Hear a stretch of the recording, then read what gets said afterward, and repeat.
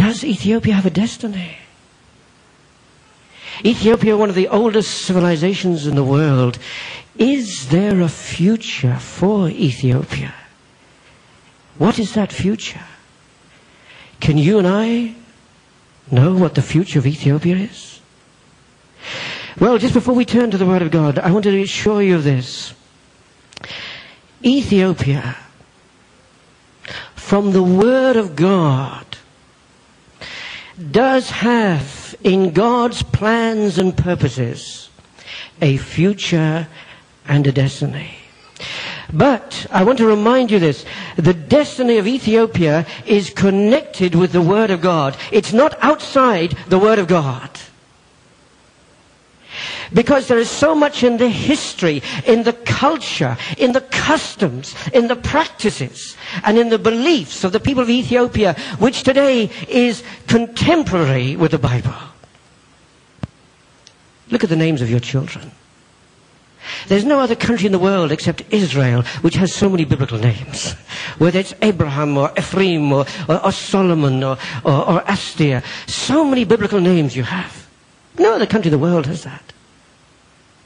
Look at your practices. The only Christian nation in the world where you still keep the laws of Moses with clean and unclean meat. Look at your beliefs going back 3,000 years from the times of the Queen of Sheba and King Solomon. Look at the possibility that maybe, who knows, the Ark of the Covenant is in Ethiopia. Well, for certain we know that it disappeared. Maybe it's destroyed. But if it is anywhere, it's possibly in Ethiopia.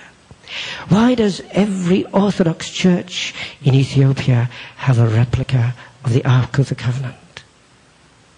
Why is it at Timkat that every Orthodox church brings out this replica of the Ark of the Covenant? Is this tradition? Is this legend? Or is this based on some amazing biblical experience and fact which we are yet fully to discover? Look at your language. The only language in Africa current today which is truly African. Amos chapter 9 and verse 7. Are you children of Ethiopia? Are you not like the children of Israel? Nowhere else in the Bible does God compare the children of Ethiopia with the children of Israel. Look at your history going back to the Garden of Eden where one of the rivers flowed out into Ethiopia. Look at Moses who married an Ethiopian princess. Look at the Queen of Sheba who came up to visit King Solomon. Look when the gospel was preached to a man from Ethiopia who arrived in Jerusalem. And you know, he wasn't a pagan. Look at Acts chapter 8 verses 26 to 40. This is no man who is bowing down to the stones and to the idols and to the moon and to the stars. This is a man who knows the Bible because it says he comes to Jerusalem to worship. He knows already the God of Israel. He's reading the Bible when he's going home in his chariot. He's one of the most powerful people of Ethiopia. He's the Chancellor of the Exchequer. Have you ever met a poor Chancellor of the Exchequer? Look at the way his transportation is. It's first class. He's going in a chariot. Discover your destiny. Ethiopia is stretching out her hands to God. And the future of Ethiopia is going to be a real connection with Israel when Israel believes in the Lord. And the Bible says that as well. They'll recognize their Messiah. There is a future. So I must finish quickly, and I just want to tell you what you have to do. Action now, Ahun. Pray for Ethiopia. But when you pray, pray according to the Word of God, not according to your own imagination. So use the scriptures. Psalm 68 verse 31. Ethiopia shall stretch out her hands to God.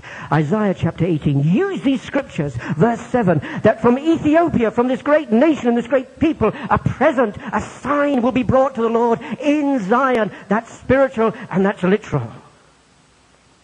Zephaniah chapter 3 and verse 10. From besides the rivers of Ethiopia, my worshippers, my scattered people shall bring me offerings. Pray for the freedom of the gospel. Do you know, in all the history of Ethiopia, there's never been such a freedom to distribute the Bible. I've never seen churches so full. I wish I could see this in Britain. I wish I could see it in Europe, where thousands of people are coming to the Lord in Ethiopia. Blessed is the nation whose God is the Lord.